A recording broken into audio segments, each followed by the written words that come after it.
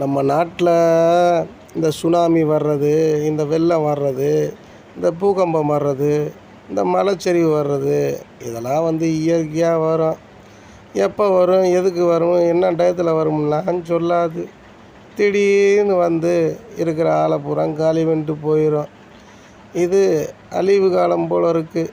அதனால் மக்களை எங்கிட்டாவது அழித்து கொண்டு போகிறதுக்கு நினைக்கிது போல் இருக்குது. நம்ம தான் கொஞ்சம் கவனமாக விழிப்புணர்வாக இருக்கணும். இந்த காலத்தில் யாருமே கவனமாக விழிப்புணர்வாக இருக்க மாட்டாங்க. வர்றப்போ பார்த்துக்குருவோம்டா அப்படின்னு தான் நினப்பாங்க. ஆனால் வந்ததுக்கப்புறம்தான் ஐயோ அம்மா உயிர் போயிடுச்சு, உயிருக்கு முதலமைச்சர் பதில் சொல்லுவாரா, உயிரை திருப்பி கொடுப்பாரான்னு கேட்பாங்க. இப்படி தான் இன்றைக்கி மக்கள் என்னத்துக்காக போராடுறோம், எதுக்காக போராடுறோம்னே தெரியாமல் நிறையா பேர் போராடிக்கிட்டு இருக்கான். நம்ம தான் கொஞ்சம் கவனமாக இருக்கணும். நம்ம போராடணும்னு நினைக்க வேண்டியதான். நம்ம சோறு இல்லையா, இருக்க வீடு இல்லையா அப்படின்னா போராடலாம், எல்லாம் செய்யலாம். சும்மா தேவையில்லாததுக்கெல்லாம் போராட்டம் பண்ணி இயற்கை சீற்றத்துக்கெல்லாம் போராட்டம் பண்ணாதீங்க. அந்த மாதிரி போராட்டம் பண்ணி உங்களுக்கு என்ன கிடைக்க போகுது?